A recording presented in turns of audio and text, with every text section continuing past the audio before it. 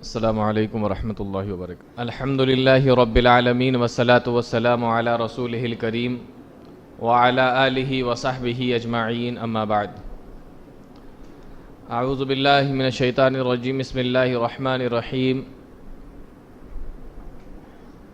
یعتذرون الیکم اذا رجعتم الیہم قل لا تعتذروا لن نؤمن لکم قد نبأنا اللہ من اخبارکم وَسَيَّرَ اللَّهُ عَمَلَكُمْ وَرَسُولُهُ ثُمَّ تُرَدُّونَ إِلَىٰ عَالِمِ الْغَيْبِ وَالشَّهَادَةِ فَيُنَبِّئُكُم بِمَا كُنتُمْ تَعْمَلُونَ۔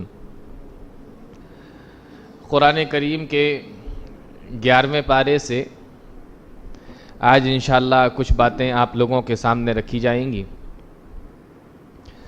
قرآن کریم کا جو 11واں پارہ ہے، اس میں اللہ رب العالمین نے اپنے نبی صلی اللہ علیہ وسلم سے یہ فرمایا، یعتذرون الیکم اذا رجعتم الیہم، اے نبی جب آپ مدینہ واپس لوٹ کر جائیں گے تو لوگ آپ کے پاس میں آ کے اپنی مجبوریاں اور اپنے عذر اور اپنے بہانے بیان کریں گے۔ اس سے آپ کو اندازہ ہو گیا ہوگا کہ بات پیچھے سے کچھ چلی آ رہی ہے، بات پیچھے سے کچھ آ رہی ہے، اس لیے بتایا جا رہا ہے کہ اب جب آپ واپس جائیں گے، یعنی آپ کہیں گئے ہیں، اس کو جاننے کے لیے آپ کو تھوڑا سا اور 10ویں پارے کے آخر میں جانا پڑے گا، جس میں یہ بتایا گیا کہ سن 9 ہجری میں اللہ کے نبی صلی اللہ علیہ وسلم مدینہ سے 900 کلومیٹر کی دوری پر ایک جگہ تھی جس کو تبوک کہتے ہیں، جگہ کا نام تبوک۔ اس بستی، اس جگہ تشریف لے گئے۔ تبوک یہ عرب کا بارڈر سمجھ لیجئے آپ، یہ لاسٹ جگہ تھی تبوک۔ اس کے بعد سے پھر دوسرا ملک شروع ہو جاتا تھا، روم شروع ہو جاتا تھا۔ تو نبی صلی اللہ علیہ وسلم وہاں تشریف لے گئے۔ کیوں؟ اس لیے کہ برابر یہ خبریں مل رہی تھیں کہ روم کا بادشاہ جس کو قیصر کہا جاتا تھا، وہ تقریباً 2 لاکھ فوجیوں کے ساتھ مدینے پہ حملہ کرنا چاہتا ہے۔ اب اگر 2 لاکھ فوجی مدینے پہ حملہ کریں تو مسلمان کتنا بچاؤ کر سکتے ہیں؟ مدینہ کے اندر کوئی ایسا قلعہ تو تھا نہیں کہ جس کے اندر تشریف لے جائیں اور 1 مہینے 2 مہینے 1 سال 2 سال کے لیے اپنے آپ کو بند کر لیں، آپ باہر پڑے رہیے۔ اندر آنے کی کوشش کریں گے تو ہم اندر سے آپ کے اوپر تیر پھینکیں گے، آگ کے گولے پھینکیں گے، آپ نہیں آ سکتے۔ مدینہ کوئی ایسی آبادی تو تھی نہیں۔ تو اللہ کے نبی صلی اللہ علیہ وسلم نے صحابہ سے مشورہ کیا اور یہ طے ہوا کہ اسی کے ملک میں چلنا چاہیے، وہاں روم شروع ہوگا، یہاں عرب ختم ہوگا، وہیں پہ جا کے ہی آپس میں دیکھ لیتے ہیں۔ تو اللہ کے نبی صلی اللہ علیہ وسلم تقریباً 30,000 صحابہ اکرام کے ساتھ، اس وقت مسلمانوں کی تعداد بہت زیادہ ہو چکی تھی، 30,000 صحابہ اکرام کے ساتھ اللہ کے نبی صلی اللہ علیہ وسلم تبوک کے لیے نکلے۔ لیکن یہ 30,000 صحابہ اکرام 900 کلومیٹر کا سفر کرنا یہ معمولی بات نہیں تھی۔ 30,000 صحابہ کے لیے 30,000 سواری بھی تو چاہیے۔ 900 کلومیٹر کا سفر کیسے کریں گے آپ؟ یہاں مجھے معلوم ہے بہت دور دور سے لوگ تفسیر سننے کے لیے آتے ہیں، قرآن کریم کے خلاصے کو، پارے کے خلاصے کو سننے کے لیے آتے ہیں۔ تو اگر 9 کلومیٹر بھی دور گھر ہوتا ہے تو آپ لوگ گاڑی لے کے آتے ہیں کہ نہیں آتے؟ تو 9 کلومیٹر کے لیے گاڑی اور 900 کلومیٹر کے لیے کچھ نہیں، سواری چاہیے کہ نہیں؟ تو 30,000 صحابہ اکرام کے لیے 30,000 سواریوں کا انتظام اور اس کے بعد 900 کلومیٹر جانا اور 900 کلومیٹر سے واپس آنا، راستے میں کھانے کا انتظام، پینے کا انتظام، رکنے کا انتظام، ہر چیز کی ضرورت، اس کے لیے اللہ کے نبی صلی اللہ علیہ وسلم نے صحابہ اکرام سے کہا بھی تھا کہ جس کے پاس میں جو بھی ہو، جو دینا چاہتا ہو وہ دے۔ لیکن صحابہ نے انتظام تو کیا لیکن انتظام اتنا نہیں کر پائے، بہت بڑا خرچہ ہے نا یہ۔ تو مدینہ کے اندر جو صحابہ اکرام تھے وہ تو گئے نبی صلی اللہ علیہ وسلم کے ساتھ کہ جو بھی ہو، لیکن جو منافق تھے، اب جو بات آ رہی ہے، جو منافق تھے مدینہ کے اندر، تو کچھ نے تو آ کے جاتے وقت ہی اللہ کے نبی صلی اللہ علیہ وسلم سے اپنا عذر پیش کر دیا کہ میں مجبور ہوں، میں معذور ہوں، میں نہیں آ سکتا، مجھے فلاں کام ہے، مجھے فلاں پریشانی ہے، یہ ہے وہ ہے، اس طریقے کی چیزیں اللہ کے نبی صلی اللہ علیہ وسلم کے سامنے پیش کر دیں۔ اور کچھ وہ تھے جو نہیں گئے اور سوچا کہ جب نبی واپس آئیں گے تو کوئی بھی بہانہ بنا دیں گے، کوئی بھی بہانہ کر دیں گے، نہیں گئے۔ اب اللہ کے نبی صلی اللہ علیہ وسلم کو اللہ رب العالمین بتا رہا ہے کیا پارے کے اندر، یعتذرون الیکم اذا رجعتم الیہم قل لا تعتذروا لن نؤمن لکم۔ اے نبی جب آپ واپس لوٹیں گے، جب واپس آئیں گے، جب آپ مدینہ پہنچیں گے تو یہ لوگ آپ کے پاس میں آ کے عذر پیش کریں گے کہ مجھے یہ مجبوری تھی، مجھے یہ مجبوری تھی۔ قل لا تعتذروا لن نؤمن لکم، اے میرے نبی آپ ان لوگوں سے کہہ دیجئے میرے سامنے عذر پیش نہ کرو، لن نؤمن لکم، ہم تمہاری کسی بات پر یقین نہیں کریں گے، ہم تمہاری کسی بات کو نہیں مانیں گے۔ کیوں؟ قد نبأنا اللہ من اخبارکم، اللہ نے تمہارے بارے میں مجھے بتا دیا ہے۔ تو اللہ نے جب جانکاری دے دی تو اب تم مجبوری اور عذر اور بہانہ پیش کر رہے ہو، اس سے کیا فرق پڑتا ہے؟ تو دیکھیے ایک طرف تو مشرکین منافقین کی یہ حالت تھی کہ آ کے بہانہ پیش کر رہے ہیں، مجھے یہ پریشانی ہے، یہ ہے، اس لیے ہم آپ کے ساتھ نہیں گئے۔ لیکن معاملہ کیا تھا؟ معاملہ یہ تھا کہ جب مسلمان نکلے، بھلے ہی 30,000 تھے لیکن وہاں پر بھی تو 2 لاکھ تھے اور پورا ملک تھا۔ پھر تو جب مسلمان یہاں سے باہر گئے تو یہ تو یہاں بہت خوش ہوئے کہ اب یہ واپس کبھی نہیں آئیں گے۔ ابھی تک تو مکہ کے اندر، مدینہ کے اندر اور ادھر اور ادھر ہلکی پھلکی جنگیں ہوئی ہیں، کبھی خندق ہو گئی، کبھی احد ہو گئی، کبھی کچھ اور، لیکن یہ اب جو گئے ہیں یہ رومیوں سے ٹکرانے کے لیے گئے ہیں۔ اب مسلمان واپس نہیں آئیں گے تو یہ بھی بڑے خوش تھے پہلے ہی سے، اور جب ان کو معلوم ہوا کہ اللہ کے نبی صلی اللہ علیہ وسلم واپس آ رہے ہیں تو اب بہانے تلاش کرنے لگے کہ اب بتانا کیا ہے، جو ہم رکے تھے کیوں رکے تھے، اس کے لیے کوئی بہانہ بھی تو ہونا چاہیے نا۔ یہ منافقین کی حالت تھی۔ اللہ نے فرمایا اے نبی جب آپ مدینہ واپس آئیں گے یہ آپ کے پاس میں آ کے عذر پیش کریں گے، آپ ان سے کہہ دیجئے لن نؤمن لکم، ہم تمہاری کسی بات پر ایمان نہیں لائیں گے، یعنی یقین نہیں کریں گے، تصدیق نہیں کریں گے۔ قد نبأنا اللہ من اخبارکم، اللہ نے ہمیں تمہارے بارے میں خبردار کر دیا، تمہارے بارے میں بتا دیا۔ ایک طرف منافقین کی یہ حالت ہے کہ نہ جانے کے بہانے ڈھونڈ رہے ہیں، نہ جانے کے عذر تلاش کر رہے ہیں، اور دوسری طرف مسلمانوں کی یہ حالت ہے 30,000 صحابہ کرام کے لیے جب سواریوں کا انتظام نہ ہو سکا، جب لوگوں کے پاس میں سواریاں نہ ہو سکیں تو کچھ صحابہ کرام اللہ کے نبی صلی اللہ علیہ وسلم کے پاس میں پہنچے اور جا کر کہنے لگے اے اللہ کے نبی ہمارے لیے آپ سواری کا انتظام کر دیجئے۔ پیارے نبی نے جب یہ سنا کہ میرے صحابہ کو سواریوں کی ضرورت ہے، آپ نے ارشاد فرمایا لا اجد ما احملکم علیہ، میں تمہارے لیے سواریوں کا انتظام نہیں کر سکتا، میرے پاس میں اتنا انتظام نہیں کہ میں تمہیں سواریاں دے دوں۔ لا اجد ما احملکم علیہ، جب ان صحابہ اکرام نے یہ سنا واپس پلٹ کے جا رہے ہیں، تولوا وَأَعْيُنَهُمْ تَفِيضُ مِنَ الدَّمْعِ حَزَنًا، ان کی آنکھوں سے آنسو بہ رہے ہیں، ان کی آنکھوں سے مارے غم کے آنسو نکل رہے ہیں، اللہ يَجِدُ مَا يُنْفِقُونَ، اور یہ کہتے ہوئے واپس جا رہے ہیں اے اللہ تو نے مجھے اس لائق کیوں نہ بنایا کہ میں نبی کے ساتھ میں چل سکتا، اے اللہ تو نے مجھے اس لائق کیوں نہ بنایا کہ میں اپنے لیے سواری کا انتظام کر سکتا، اے کاش میرے پاس میں بھی سواری ہوتی ہے تو میں بھی نبی کے ساتھ میں جاتا۔ یہ کس کا حال ہے؟ مسلمانوں کا، صحابہ اکرام کا، اور ایک طرف منافقین ہیں جو خوش ہو رہے ہیں کہ اب یہ واپس نہیں آئیں گے، اب کچھ نہیں ہونے والا مسلمانوں کا۔ بہرحال اللہ کے نبی واپس آئے، اور کیسے آئے واپس؟ ہوا یہ کہ جب آپ وہاں پہنچے، تبوک میں پہنچے، تو 30,000 کی تعداد مسلمانوں کی۔ روم کے بادشاہ نے دیکھا کہ اتنی بڑی تعداد میں مسلمان، اس سے پہلے جب جنگ موتا کے اندر 1,000 مسلمان تھے تو میرا 1,00,000 کا لشکر ہار گیا تھا، 1,00,000 رومی ہارے تھے۔ حضرت خالد بن ولید رضی اللہ تعالیٰ عنہ کو سپہ سالار بنا کر اللہ کے نبی نے بھیجا تھا، مسلمان صرف 1,000 تھے، وہ 1,00,000 تھے۔ اب ہم 2 لاکھ ہیں, یہ تو 30,000 ہے. تو ہیبت بیٹھ گئی دل کے اندر, وہ لڑنے ہی نہیں آیا, وہ مقابلہ ہی کرنے کے لیے نہیں آیا.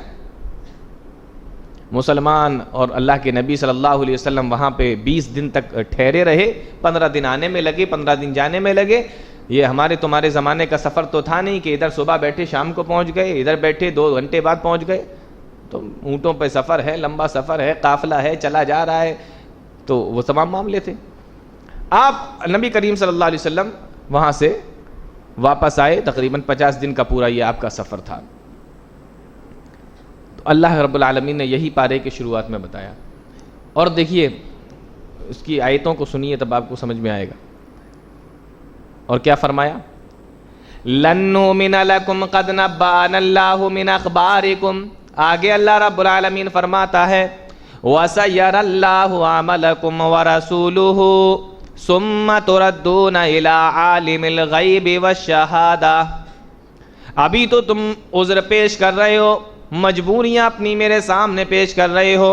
وَسَيَرَ اللَّهُ عَمَلَكُمْ وَرَسُولُهُ. ان قریب آگے تم جو عمل کرو گے اللہ اور اس کے رسول اس کو دیکھیں گے, اللہ کے نبی اس کو دیکھ لیں گے. مطلب یہ ہے کہ ٹھیک ہے, ہو سکتا ہے کہ تمہیں ابھی مجبوری ہو, لیکن آگے چل کر تمہارا عمل بتا دے گا کہ تم مجبوری میں نہیں گئے تھے یا جان بوجھ کر نہیں گئے تھے. نہیں سمجھ میں آ رہا؟ کبھی کبھی انسان کو کسی نیک کام کے لیے بلایا جائے تو بڑا پیارا سا بہانہ بنا دیتا ہے. آپ کو بھی لگے گا ہاں ہو سکتا ہے کہ یہ مجبور ہو. آپ نے کہا ٹھیک ہے کوئی بات نہیں, لیکن اب آئندہ جب آپ اس کو بلا رہے ہیں تب آپ اس کی دلچسپی دیکھیے. آپ اس کی اب دلچسپی دیکھیے کہ اب وہ بڑھ چڑھ کر حصہ لے رہا ہے یا پھر وہی کہ ہاں ٹھیک ہے دیکھیں گے بتائیں گے, وہی پرانا والا چل رہا ہے. وَسَيَرَ اللَّهُ عَمَلَكُمْ. تمہارے آگے کے اعمال بتا دیں گے کہ تم اپنی بات میں سچے ہو یا جھوٹے ہو. جو پہلے والا جو بہانہ بنایا تھا اس میں تم سچے تھے یا جھوٹے, یہ اب دوسرا والا بتائے گا. بات سمجھ میں آ رہی ہے؟ وَسَيَرَ اللَّهُ عَمَلَكُمْ وَرَسُولُهُ. یہ بتایا اللہ رب العالمین. اور آگے چل کے اللہ رب العالمین نے فرمایا کہ یہ جب تمہارے پاس میں آئیں گے نا تو میری بات سچی ہے, میں بالکل صحیح بول رہا ہوں, اس کے لیے قسم بھی کھائیں گے. یحلفون لکم لترضوا عنہم. یہ آپ کے پاس میں آ کے قسمیں کھائیں گے تاکہ آپ ان کی بات سے راضی ہو جائیں, ان کی بات کو مان لیں, تاکہ آپ ان سے راضی ہو جائیں. اللہ فرماتا ہے اے میرے نبی اگر آپ ان سے راضی ہو گئے تو ہو گئے. ان اللہ لا یرضی عن القوم الفاسقین. لیکن اللہ ان سے کبھی راضی نہیں ہوگا. انہوں نے ایسے کام کیے کہ ہم ان سے نہیں راضی ہوں گے, آپ ہوتے ہیں تو ہو جائیں. یہ منافقین کی حالت تھی. تو یہ تبوک کا موقع تھا. یہ پورا واقعہ اور اس طریقے کے تمام حالات کو اللہ رب العالمین نے قرآن کریم کے 11ویں پارے کے اندر بیان فرمائے. تبوک کا ہی تاریخیں پڑھیے آپ کو معلوم ہوگا. تبوک کے موقع پر ہی جب لوگوں کو یہ معلوم ہوا کہ اللہ کے نبی صلی اللہ علیہ وسلم نے مال جمع کرنے کا حکم دیا ہے, ایک عورت کو معلوم ہوا, بوڑھی عورت ہے, اپنے سر کی چوٹی کو اس نے کاٹ ڈالا اور بالوں کو لے کر اللہ کے نبی صلی اللہ علیہ وسلم کے پاس میں آئی. کہنے لگی اللہ کے نبی میں نے سنا تھا کہ آپ نے مال اکٹھا کرنے کا حکم دیا ہے, چندہ جمع کرنے کا حکم دیا ہے. میرے گھر میں کچھ بھی جمع کرنے کے لیے نہیں تھا, میں اپنے یہ بال کاٹ کے لائی ہوں. کسی صحابی نے پوچھ لیا او اماں تیرے ان بالوں کا نبی کیا کریں گے, کیا ہوگا ان بالوں کا؟ کہا بیٹا مجھے معلوم ہے یہ میرے بال کسی کام نہیں آ سکتے, لیکن جب تبوک میں جانے کے لیے سواریوں کی لگام بنائی جائے, گھوڑوں کی لگام بنائی جائے تو میرے ان بالوں کو لگام کی جگہ پہ رکھ لینا, میرے یہ بال اس جگہ پہ کام آ جائیں گے. یہ جذبہ تھا صحابہ اکرام کا, یہ جذبہ تھا عورتوں کے اندر. اور ایک طرف بہانے وہ چل رہے ہیں, ایک طرف رویا جا رہا ہے کہ سواری نہیں ہے. عورتوں کا یہ حال ہے کہ سر کی چوٹی کاٹ کے دے رہی ہیں, یہ جذبات. اور دوسری طرف قسمیں, جھوٹی قسمیں, جھوٹے وعدے, جھوٹے بہانے. اللہ فرماتا ہے اے نبی اگر آپ راضی بھی ہو جائیں ہم ان سے کبھی راضی نہیں ہوں گے. ان اللہ لا یرضی عن القوم الفاسقین. تو سمجھ میں آیا یہ ہے پارے کی شروعات. آگے چل کے اللہ رب العالمین نے دو قسم کے جو گاؤں کے لوگ ہوتے ہیں نا، بدو یا دیہاتی یا اعرابی جن کو کہتے ہیں، ان کا ذکر فرمایا کہ یہ دو قسم کے ہوتے ہیں. ایک قسم کے تو وہ تھے جو ایمان نہیں لا رہے تھے، لیکن جب انہوں نے دیکھا کہ مسلمان بڑھتے چلے جا رہے ہیں کہ چلو لاؤ ہم بھی ایمان لے آتے ہیں، چلو ہم بھی اسلام قبول کر لیتے ہیں. وہ اس انتظار میں تھے جس کا پانسا بھاری ہو جائے گا، یعنی مشرکین جیتیں گے تو ان کی طرف ہو جائیں گے، اور اگر مسلمان جیتیں گے تو ہم مسلمانوں کی طرف ہو جائیں گے، جو جیتے گا اس کی طرف. انتظار کر رہے تھے. انتظار کرتے کرتے جب انہوں نے دیکھا کہ مسلمانوں کی ٹیم اور مسلمانوں کا پانسا بھاری ہو رہا ہے تو مسلمانوں کی طرف آ گئے. اور اس پہ پھر ان کو ایک لالچ بھی پیدا ہو گئی کہ اب چونکہ مسلمان جیت رہے ہیں، مال و دولت ہاتھ آ رہا ہے، تو ہمیں بھی کچھ نہ کچھ ملتا ہی رہے گا، چلو فائدہ بھی ہو گیا ہے نا، کچھ نہ کچھ ہمیں ملتا بھی رہے گا، فائدہ بھی ہو گیا ہمارا. اب ہوا کیا؟ دیکھیے قرآن کی آیت کے اندر اللہ بیان فرما رہا ہے کہ زکوٰۃ کا حکم نازل ہو گیا. ایک تو انہیں اسلام سے کوئی مطلب تھا نہیں، وہ تو صرف اس لیے مسلمان ہو گئے تھے کہ جس کا پلہ بھاری اسی کی طرف ہم بھی چلے جا رہے ہیں. اور پھر دوسری بات یہ کہ یہ جیت رہے ہیں تو کچھ نہ کچھ ملتا رہے گا. اب اسلام قبول کر بھی لیا تو دل سے تو کیا نہیں تھا، قبول کر بھی لیا تو لینے کے چکر میں تھے. اب ادھر لینے کے دینے پڑ گئے، یا تو الٹا ہو گیا. حکم ہوا کہ زکوٰۃ دو، اب یہ بڑے پریشان. ان کے بارے میں اللہ دیکھو کیا فرما رہا ہے. وَمِنَ الْأَعْرَابِ مَن يَتَّخِذُ مَا يُنْفِقُ مَغْرَمًا وَيَتَرَبَّصُ بِكُمُ الدَّوَائِرَ، اور ان دیہاتیوں میں سے بہت سے ایسے ہیں جو زکوٰۃ کو یا اللہ کے راستے میں جو خرچہ کیا جاتا ہے اس کو جرمانہ سمجھ کے ادا کرتے ہیں، تاوان سمجھ کے ادا کرتے ہیں. ہمارے یہاں بھی سمجھتے ہیں نا، زکوٰۃ دینے کا نمبر آئے تو بڑا سوچنا پڑتا ہے، اللہ کے راستے میں دینے کا نمبر آئے تو بڑا حساب لگانا پڑتا ہے. اس والی دکان کا حساب، اس کا حساب، اور یہ گوڈاؤن کا حساب، اور اس کا، تب جا کے کہیں سمجھ میں آتا ہے کہ لاؤ تھوڑا بہت دے دیتے ہیں. پورا نکالنا ہے، پورا دینا ہے، جرمانہ نہیں ہے، یہ تاوان نہیں ہے. آپ ان دیہاتیوں کی صف میں شامل نہ ہو جائیں جن کے بارے میں اللہ ذکر فرما رہا ہے کہ زکوٰۃ کو وہ جرمانہ سمجھ رہے ہیں. سچے دل سے نکالیے، اللہ کے راستے میں سچے دل سے دیجیے. فرمایا ما يتخذ ما ينفق مغرما ويتربص بكم الدوائر. اب جرمانہ تو ادا کرنے لگے، زکوٰۃ تو دینے لگے، لیکن دل کے اندر اب یہ ہوا کہ کچھ ایسا ہو جائے کہ مسلمان سارے برباد ہو جائیں تو ہم بچ جائیں گے. ويتربص بكم الدوائر، یہ انتظار کر رہے ہیں کہ کچھ ایسے حالات آ جائیں کہ مسلمان نیست و نابود ہو جائیں. اللہ فرماتا ہے علیہم دائرۃ السوء، مسلمان تو برباد نہیں ہوں گے، البتہ یہ ضرور ہو جائیں گے. معلوم یہ ہوا کہ آپ اگر کسی دوسرے کے لیے کنواں کھودیں گے تو ضروری نہیں ہے کہ وہی اس میں گرے، آپ بھی گر سکتے ہیں. بات سمجھ میں آ رہی؟ ہاں، تو یہ مسلمانوں کا انتظار کر رہے ہیں. اللہ کہہ رہا ہے کہ تم مرو گے، تمہارے اوپر آفتیں آئیں گی. اور یہی وہ لوگ تھے کہ جب اللہ کے نبی صلی اللہ علیہ وسلم کا انتقال ہوا تو کچھ لوگوں نے اسلام سے انکار کر دیا اور کچھ لوگوں نے زکوٰۃ دینے سے. ہاں یہی تو تھے. وہ سنا ہے نا کہ نبی کے انتقال کے بعد کچھ لوگوں نے کہا کہ ہم زکوٰۃ نہیں دیں گے. یہی سب تھے، وہ زکوٰۃ دینے سے انکار کر دیا تھا. اچھا، تو یہ تو ایک قسم ہو گئی دیہاتیوں کی نبی کے زمانے میں. دوسری قسم جو مدینہ کے آس پاس اور بدو اور عرابی اور جو آبادیاں تھیں، ان کے بارے میں اللہ نے کیا فرمایا. وَمِنَ الْأَعْرَابِ مَن يُؤْمِنُ بِاللَّهِ وَالْيَوْمِ الْآخِرِ، اور ان دیہاتیوں میں سے، ان عرابیوں میں سے، ان بدوؤں میں سے کچھ ایسے بھی ہیں جو اللہ کے راستے میں مال کو خرچ کرتے ہیں.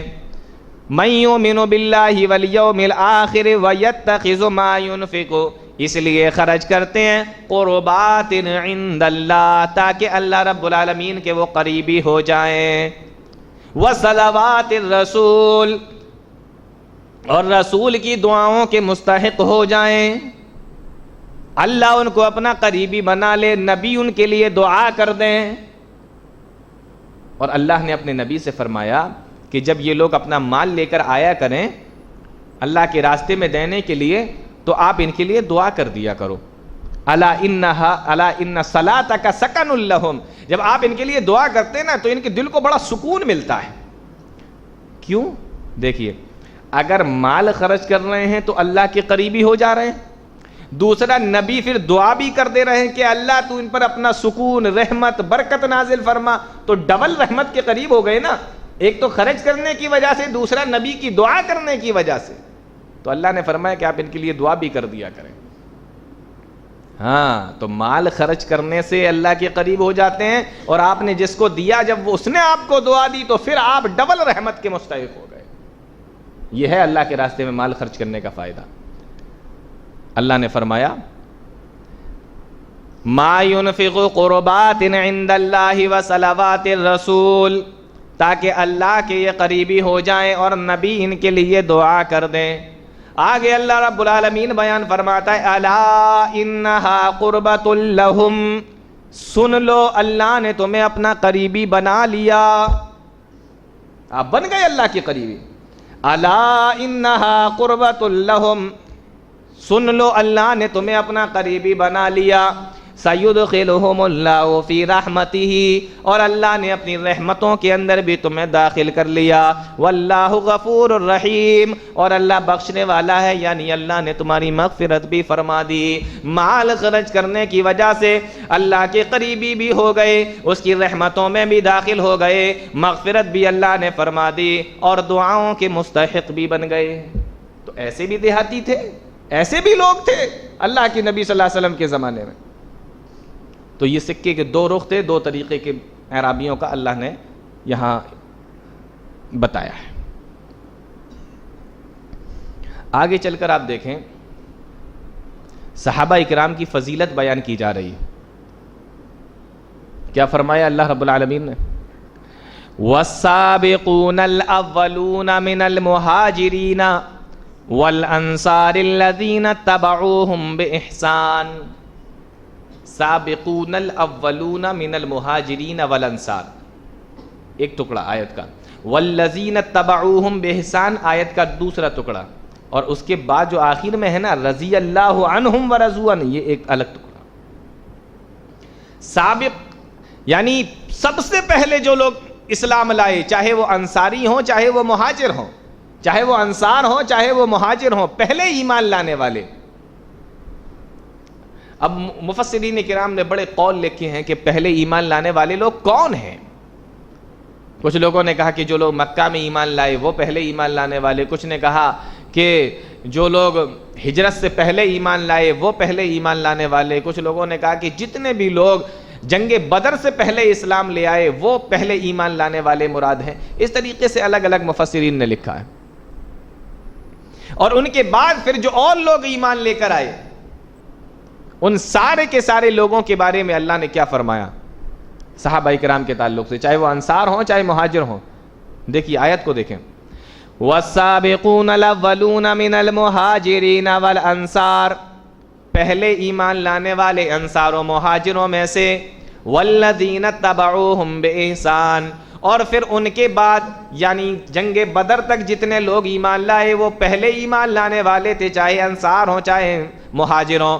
اور اس کے بعد جو لوگ ایمان لائے وہ بھی نبی کے صحابہ ہیں، ان کے بارے میں اللہ نے فرمایا والذین اتبعوہم بإحسان. پھر ان کے بعد جو لوگ ایمان لائے آگے اللہ رب العالمین ارشاد فرماتا ہے رضی اللہ عنہم ورضوا عنہ، اللہ ان تمام لوگوں سے راضی اور وہ اللہ رب العالمین سے راضی ہے.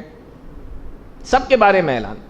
صحابہ اکرام کی یہ وہ جماعت ہے جن کے بارے میں اللہ رب العالمین نے قرآن کے اندر جگہ جگہ پہ ارشاد فرمایا کہ اللہ ان سے راضی، وہ اللہ سے راضی.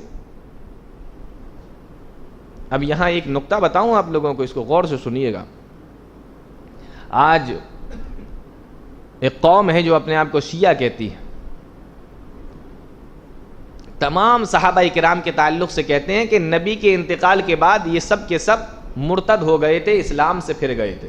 کہتے ہیں کہ صرف 3 صحابی ایسے بچے تھے جو مسلمان رہے, نبی کے فرما بردار رہے. حضرت علی اور مقداد ابن اسود اور سلمان فارسی, اس طریقے سے 3 نام بتاتے ہیں. اور اس کے علاوہ کہتے ہیں کہ جتنے بھی صحابہ تھے یہ سب کے سب دین سے پھر گئے تھے, اسلام سے پھر گئے تھے.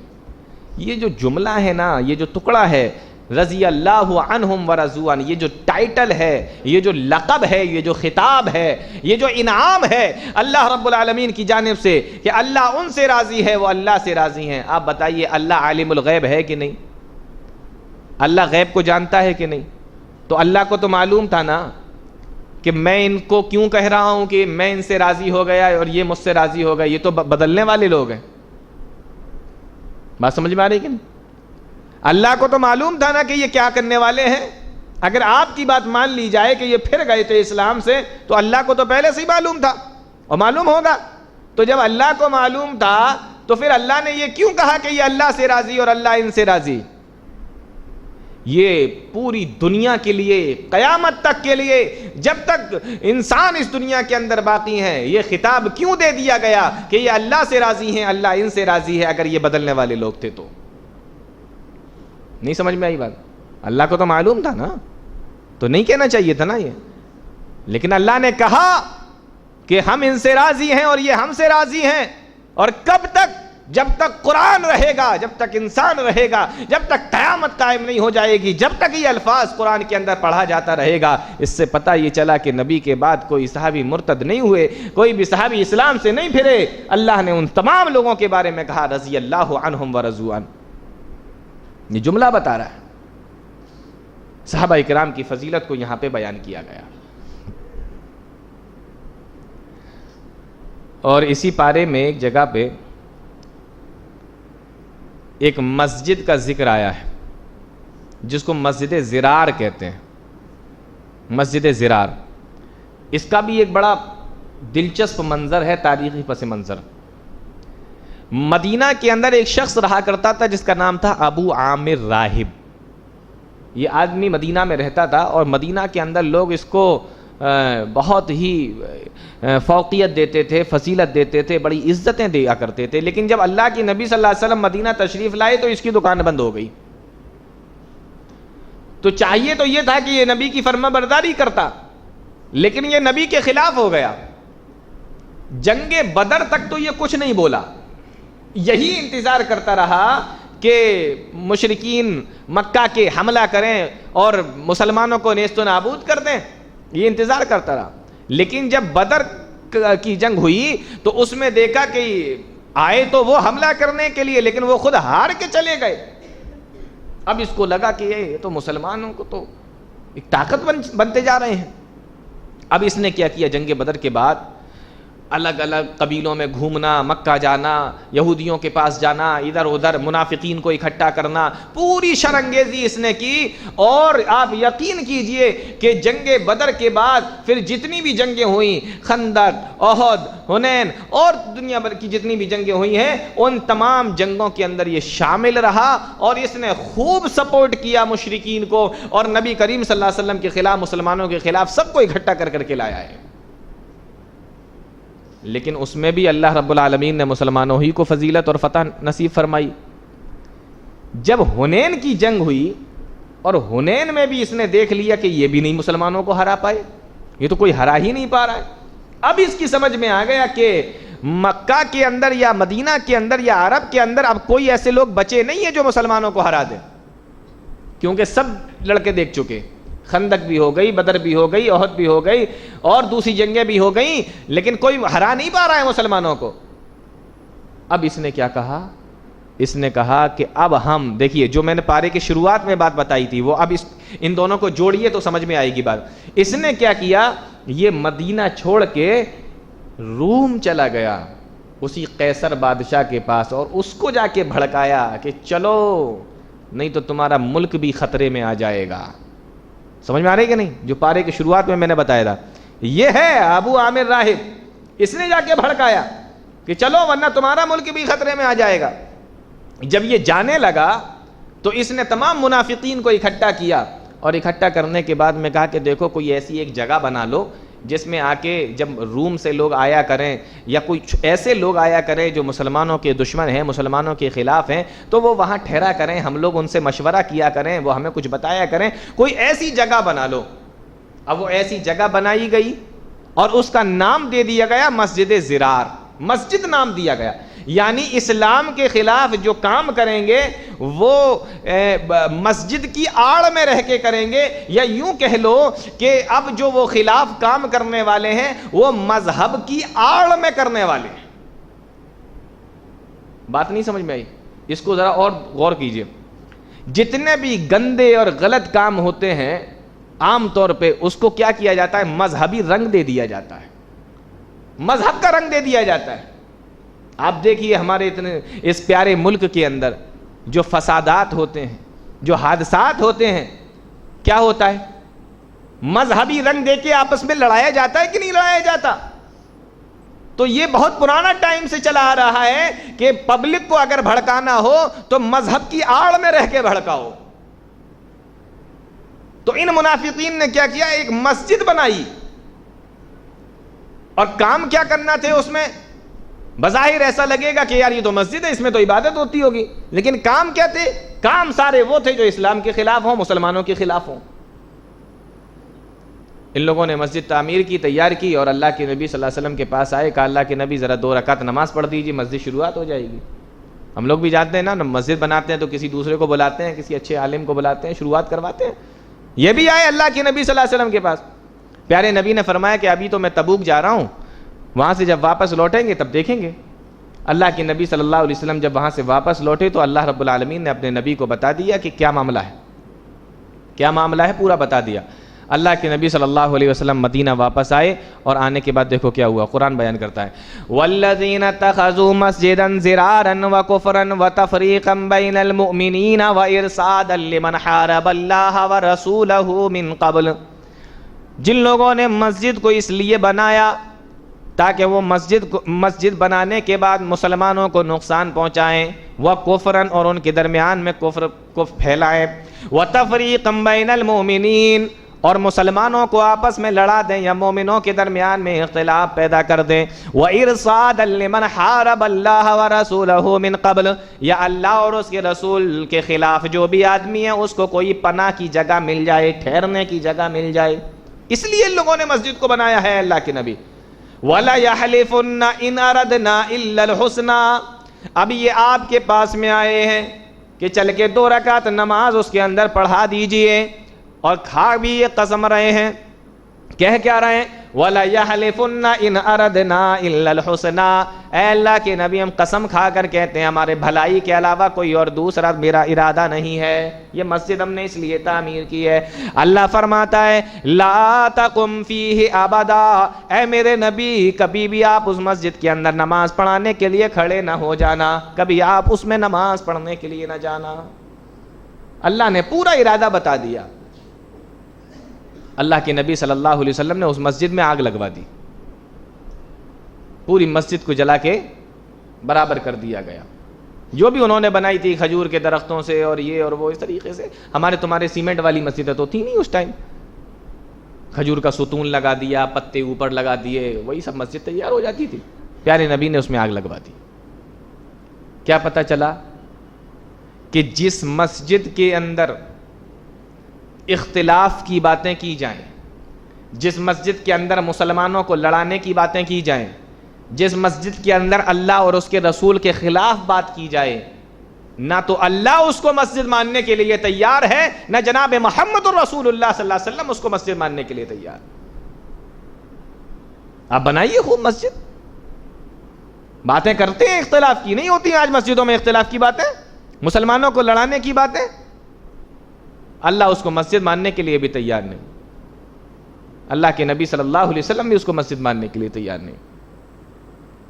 پتہ یہ چلا کہ مسجد کے اندر اتحاد کی بات ہو، مسجد کے اندر محبت کی بات ہو، مسجد کے اندر آپس میں ملانے کی بات ہو، مسجد میں اللہ اور اس کے رسول کی اطاعت کی بات ہونا چاہیے۔ اور ایک بات اور معلوم ہوئی کہ جب یہ غلط کام کے لیے مسجد بنانا تک جائز نہیں ہے تو ان سارے غلط کاموں کے لیے مزار بنانا اور اس طریقے کے اور تمام چیز بنانا کیسے جائز ہو سکتے ہیں؟ آپ ایسے کام کے لیے مسجد بھی نہیں بنا سکتے. اللہ رب العالمین نے صاف انکار کر دیا کہ یہ مسجد نہیں ہے, آپ اس میں نماز نہ پڑھیں. تو مسجدوں کا کام کیا ہے وہ سمجھ میں آیا نا.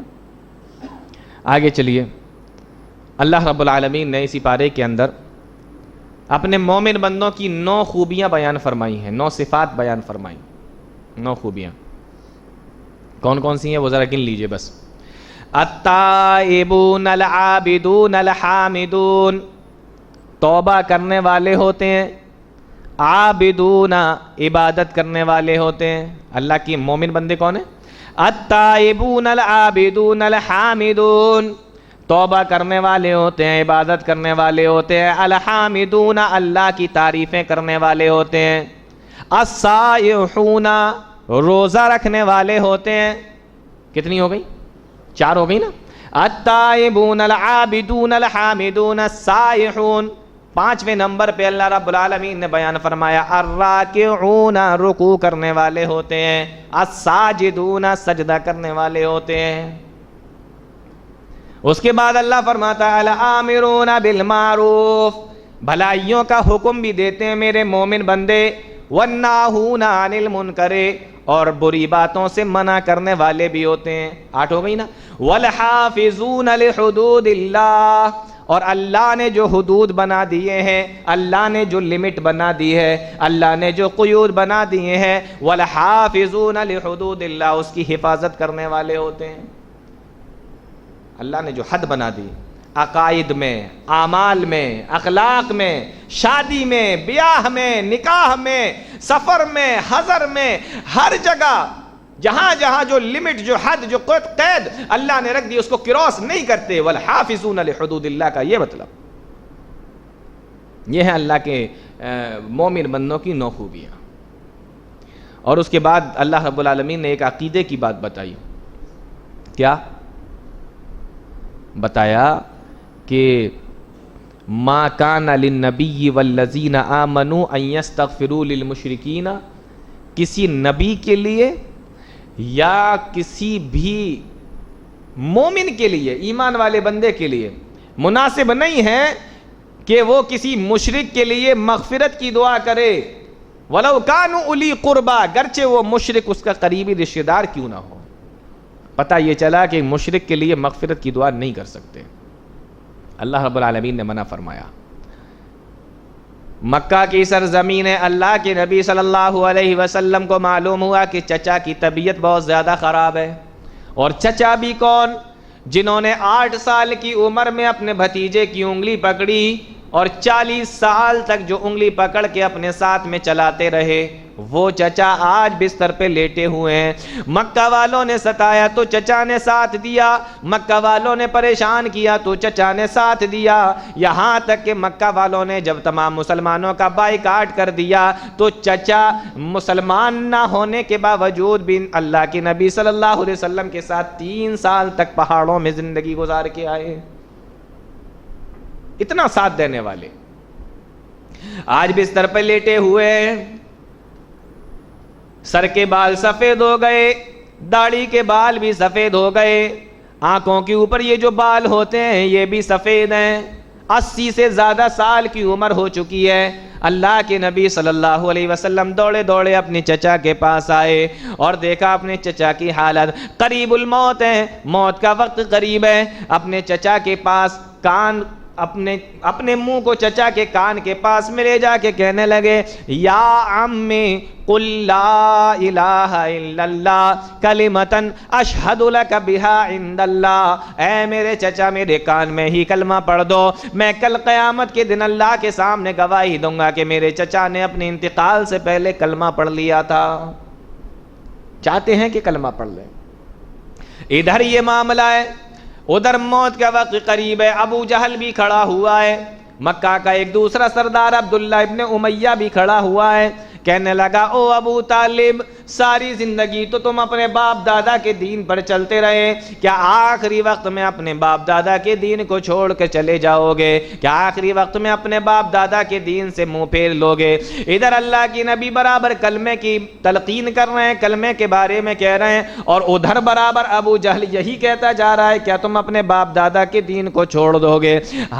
یہاں تک کہ ابو طالب کی زبان سے آخری وقت میں جو آخری کلمہ نکلا، کہا کہ میں انا علی ملت عبد المطلب وابا ان یقول لا الہ الا اللہ، او میرے بھتیجے میں اپنے باپ دادا کے دین پہ مر رہا ہوں اور میں انکار کرتا ہوں، لا الہ الا اللہ کا انکار کر کے اس دنیا سے جا رہا ہوں۔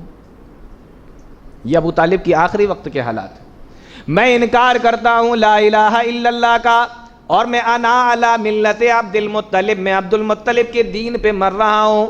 اللہ کے نبی صلی اللہ علیہ وسلم نے جب یہ سنا آنکھوں میں آنسو آ گئے۔ یہی وہ میرا چچا ہے جس نے مجھے بچپن سے لے کے ابھی تک میرا ساتھ دیا، 40 سال میں کبھی میرا ساتھ نہ چھوڑا۔ یہی وہ میرا چچا ہے جو اپنے بستر پہ اپنے سگے بیٹے علی کو بیٹھنے نہیں دیتا تھا، لیکن مجھے اپنے بستر پہ بیٹھنے کی پوری اجازت دیا کرتا تھا۔ یہی وہ میرا چچا آج بنا کلمہ پڑھے اس دنیا سے جا رہا ہے۔ اللہ کے نبی صلی اللہ علیہ وسلم نے ارشاد فرمایا، اے میرے چچا لَأَسْتَغْفِرَنَّ لَكَ، آپ دنیا سے بھلے ہی چلے جائیں لیکن میں آپ کے لیے مغفرت کی دعا کرتا رہوں گا۔ اللہ رب العالمین نے جب یہ بات سنی، آسمان سے جبریل امین کو بھیجا، اور کون سی آیت لے کے بھیجا؟ کون سی؟ یہی آیت، مَا كَانَ لِلنَّبِيِّ وَالَّذِينَ آمَنُوا أَن يَسْتَغْفِرُوا لِلْمُشْرِكِينَ وَلَوْ كَانُوا أُولِي قُرْبَىٰ، اے میرے نبی، کسی نبی کے لیے یہ مناسب نہیں ہے اور کسی ایمان والے کے لیے یہ مناسب نہیں ہے کہ کسی مشرک کے لیے مغفرت کی دعا کی جائے، اگرچہ وہ اس کا قریبی رشتہ دار کیوں نہ ہو۔ تو اگر حالت شرک میں اس دنیا سے چلا گیا تو استغفار کی بھی ممانعت اللہ رب العالمین نے کر دی۔ میں بتا یہ رہا تھا کہ پارے کے اندر اور خاص طور سے اس سورت کے اندر تبوک کا جو سفر تھا اللہ کے نبی صلی اللہ علیہ وسلم کا، اس کے تعلق سے کئی چیزیں بیان کی گئیں۔ اب پھر اس کے بعد پھر وہی بات آ گئی تبوک کے تعلق سے۔ ہوا یہ، بڑی دلچسپ بات ہے، اس کو غور سے سنیے۔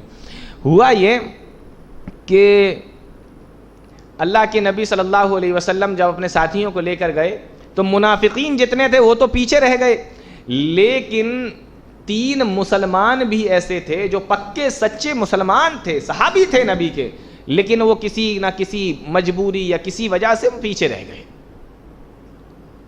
اب جب نبی کا وہاں سے واپسی کا ٹائم ہوا تو منافقین ان کے پاس میں آ کر کہتے ہیں کہ سوچ لیا، کوئی بہانہ سوچ لیا، کوئی اچھا سا بہانہ سوچا؟ تو یہ لوگ کہتے ہیں کہ نہیں ہم کوئی بہانہ نہیں کریں گے، ہم اپنی سستی اور کاہلی کی وجہ سے پیچھے رہ گئے ہیں، ہم اللہ کے نبی سے کہہ دیں گے آپ جو سزا دینا چاہیں ہمیں دیں، ہم ماننے کے لیے تیار۔ یہ مسلمان اب یہ کہہ رہے ہیں ارے کیوں بتاؤ گے؟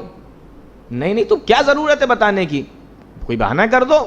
لیکن یہ مسلمان نہیں مانے گا، نہیں ہم جو بات ہے وہ بتائیں گے۔ اللہ کے نبی صلی اللہ علیہ وسلم جب واپس آئے تو یہ تینوں مسلمان گئے، تینوں صحابی گئے، اور اللہ کے نبی نے پوچھا ہاں بھائی آپ بتائیے آپ کو کیا تکلیف تھی، آپ کیوں نہیں گئے تھے؟ کہا اللہ کے نبی کوئی تکلیف نہیں تھی، سستی تھی، کاہلی تھی، میں نہیں جا سکا، آپ جو چاہیں ہمارے بارے میں فیصلہ کر دیں۔ پیارے نبی نے تینوں کے بارے میں یہ فیصلہ کر دیا کہ مدینہ کا کوئی بھی مسلمان ان سے بات نہیں کرے گا۔ بائیکاٹ ہوتا ہے نا، بائیکاٹ کرتے ہیں نا، بائیکاٹ کر دیا، کوئی بھی ان سے بات نہیں کرے گا، بات بھی کرنے کی اجازت نہیں ہے۔ اور مسلمان اللہ اکبر، پیارے نبی کی بات پر اتنا عمل کرنے والے، نبی نے بات کرنے سے منع کیا، مسلمانوں نے سلام تک کرنا چھوڑ دیا۔ یہ عمل کرنے والے تھے اللہ کے نبی صلی اللہ علیہ وسلم کی باتوں پر۔ اب منافق آئے ان کے پاس، کہا تھا تم سے کوئی بہانہ بنا لو، کیوں نہیں بنایا بہانہ؟ دیکھو کیا ہو گیا، اپنے شہر میں ہی اجنبی ہو گئے کہ نہیں، بیگانے ہو گئے کہ نہیں؟ انہوں نے کہا کہ اگر میں بہانہ بنا دیتا تو اللہ تو بتا دیتا نا، اپنی دنیا بنا لیتے لیکن آخرت تو بگڑ جاتی۔ جانتے ہیں آپ 50 دن تک کسی مسلمان نے ان سے بات نہیں کی، 50 دن تک ان کو یہ سزا ملی۔ کیوں؟ اس لیے کہ اللہ کے نبی صلی اللہ علیہ وسلم جب مدینہ سے نکلے اور وہاں سے واپس آئے تو کتنے دن لگے تھے؟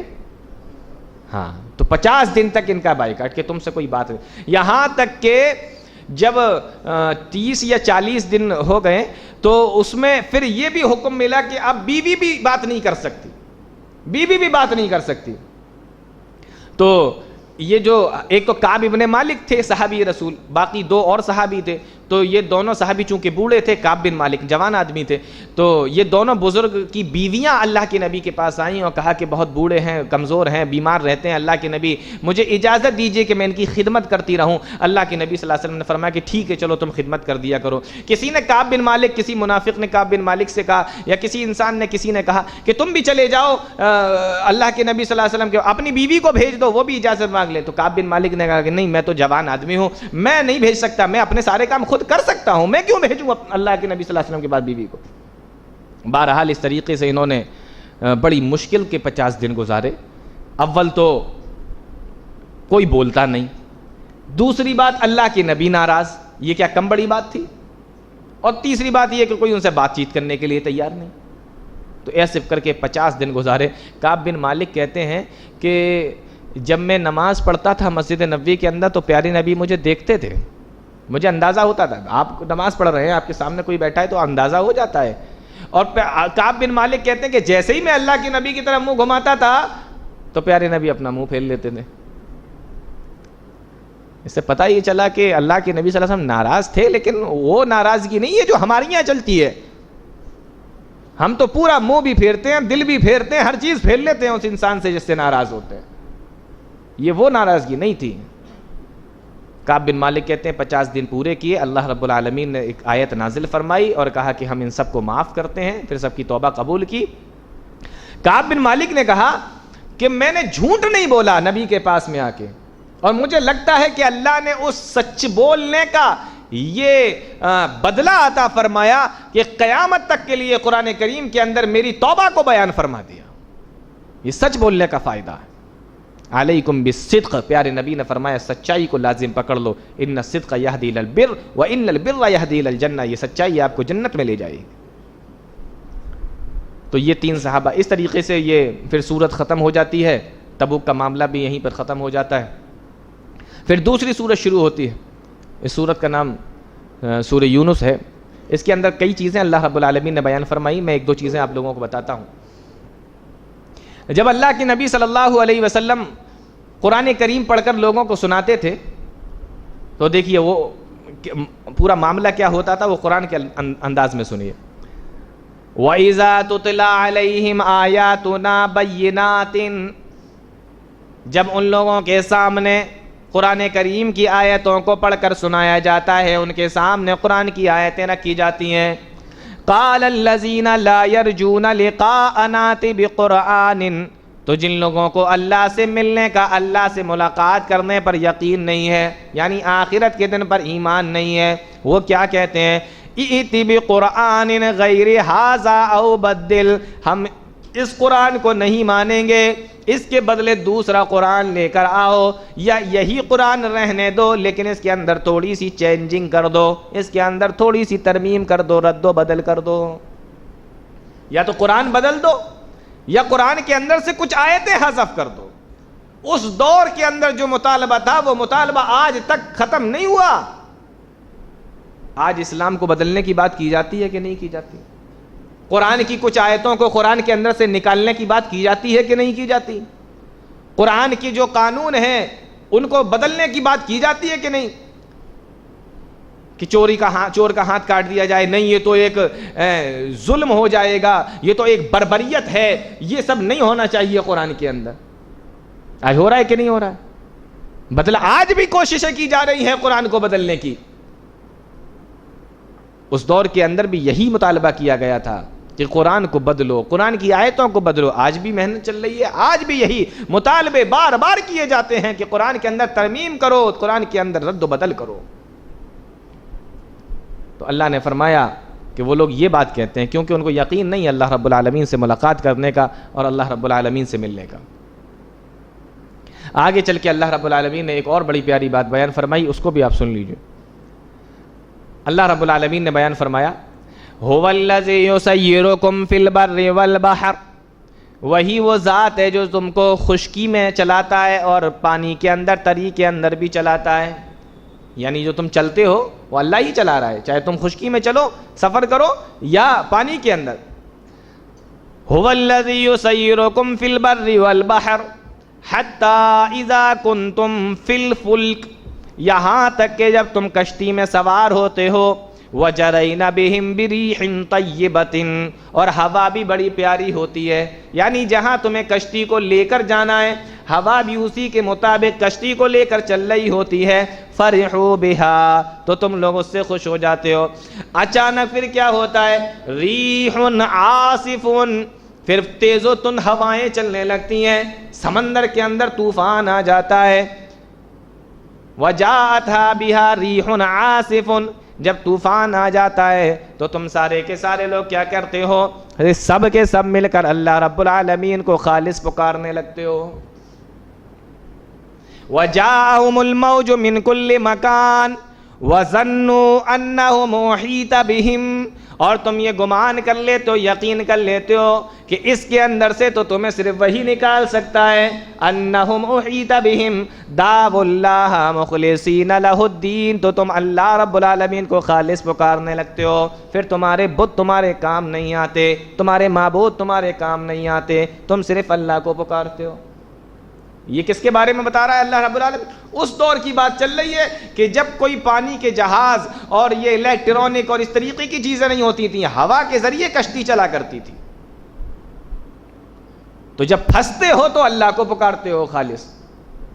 ابو جہل کا ایک بیٹا تھا جن کا نام اکرمہ تھا، جنہوں نے بعد میں اسلام قبول کر لیا. معلوم ہے نا آپ کو ابو جہل کے بیٹے کا نام؟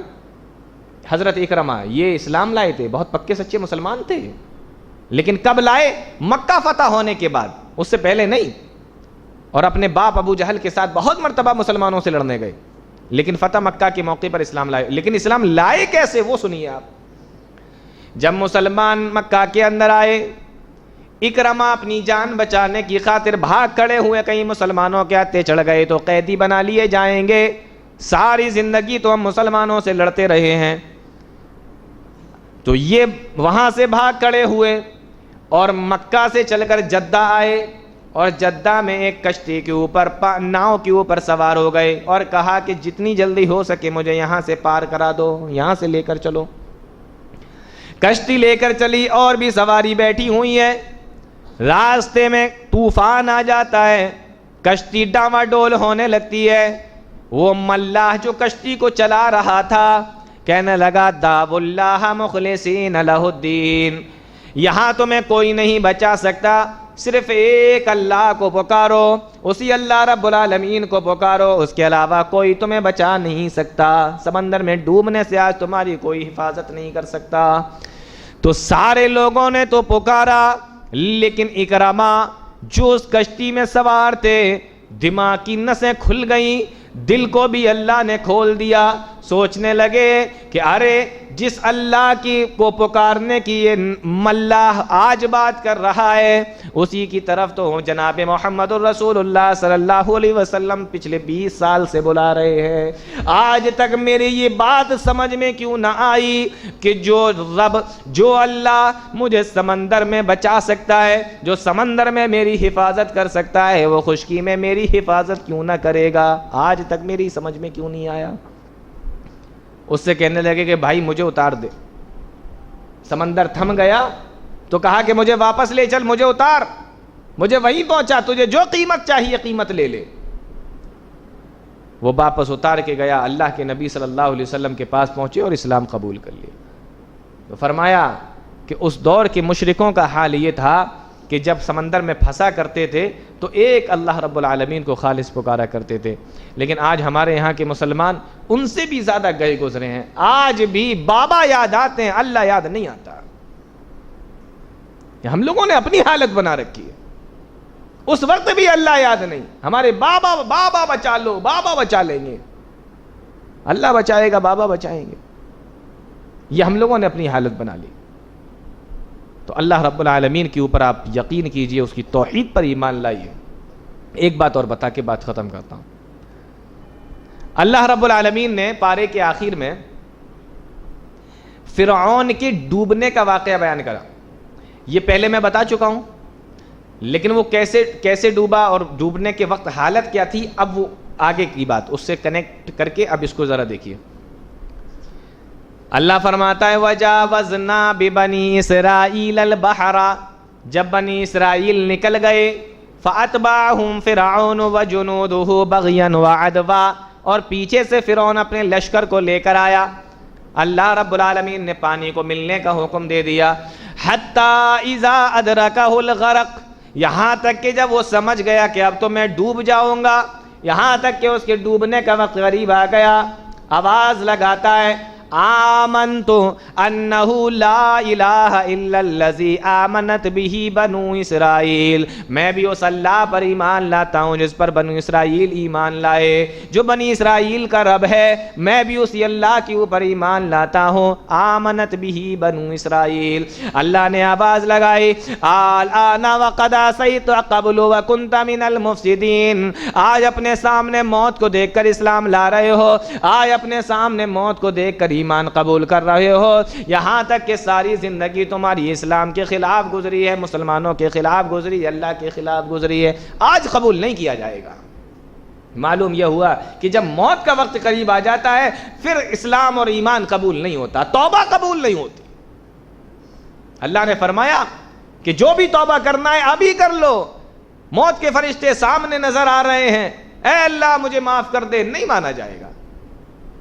حتی اذا حضر احدہم الموت, یہاں تک کہ موت کا وقت قریب آ گیا, انی تبت الان, اے اللہ اب میں توبہ کر رہا ہوں, یہ نہیں چلے گا. اس لیے اپنی موت سے پہلے اپنے گناہوں کی معافی مانگ لو. اور ایک بات اور بتاؤں آپ کو, جب 9ویں پارے کا خلاصہ چل رہا تھا تب میں نے اس میں ایک بات یہ بتائی تھی کہ اللہ رب العالمین نے جتنے عذاب فرعون اور اس کی قوم پر بھیجے اتنے عذاب کسی پر نہیں بھیجے, ہے نا. طوفان اور ٹڈی اور جوئیں اور خون, مینڈک, ہے نا, کتنے عذاب بھیجے تھے. اور اس کے علاوہ بھی نقص من الثمرات, پھلوں کے اندر کمی, اور قحط سالی, اور اس طریقے کے بہت سارے اللہ رب العالمین نے نشانیاں بھیجی. اللہ رب العالمین فرماتا ہے بآیات مفصلات, بہت ساری نشانیاں ان کے پاس میں آئیں لیکن انہوں نے ایک بھی نہیں مانی, ایک کو بھی دیکھ کر ایمان نہیں لائے. اتنی نشانیاں, اتنی آیتیں آنے کے بعد وہ ایمان نہیں لایا. اب آگے کی آیت دیکھو, اللہ کیا فرمائے, فَالْيَوْمَ نُنَجِّيكَ بِبَدَنِكَ لِتَكُونَ لِمَنْ خَلْفَكَ آیَةً, آج ہم تمہارے بدن کو نجات عطا فرما دیں گے, آج تیرے بدن کو نجات مل جائے گی, یعنی ہم تیرے بدن کو ڈوبنے نہیں دیں گے, خراب ہونے نہیں دیں گے, تیرے بدن کو ہم باقی رکھیں گے. فَالْيَوْمَ نُنَجِّيكَ بِبَدَنِكَ, کیوں, لِتَكُونَ لِمَنْ خَلْفَكَ آیَةً, تاکہ جو تیرے بعد میں لوگ آئیں گے ان کے لیے ہم نشانی بنا دیں گے. جو اتنی نشانیوں کو دیکھ کر بھی ایمان نہیں لایا, اللہ نے اسی کو نشانی بنا دیا. سمجھ رہے کہ نہیں آپ؟ اتنی نشانیاں, اتنے عذاب کسی پر نہیں آئے. جو اتنی نشانیاں دیکھ کر اللہ نے فرمایا آیات مفصلات, اتنی آیتیں بھیجی ہم نے, اتنی نشانیاں بھیجی. جو اتنی آیتیں دیکھ کر بھی ایمان نہیں لایا, اللہ نے فرمایا کہ آج ہم تجھے آیت بنا دیں گے, تجھے نشانی بنا دیں گے. تو اس لیے اللہ رب العالمین سے ڈرو, پروردگار عالم سے دعا کرو اللہ رب العالمین سے کہ کچھ اس طریقے کے حالات ہمارے اوپر نہ آئیں کہ اللہ ہمیں آزمائے, یا اللہ کا کوئی عذاب آئے, یا اللہ رب العالمین کسی تکلیف کے اندر ہمیں مبتلا کر دے. اللہ رب العالمین سے ڈرنا چاہیے اور اس سے دعا کرنا چاہیے. تو اس طریقے سے یہ 11ویں پارے کا تھوڑا سا مختصر سا خلاصہ تھا, کچھ آیتوں کا میں نے آپ لوگوں کے سامنے رکھا. اللہ تعالیٰ ہم تمام لوگوں کو نیک عمل کی توفیق دے, قرآن و حدیث کو سمجھنے کی, اس پہ چلنے کی توفیق عطا فرمائے. آمین, تقبل یا رب العالمین. وآخر دعوانا الحمد للہ رب العالمین.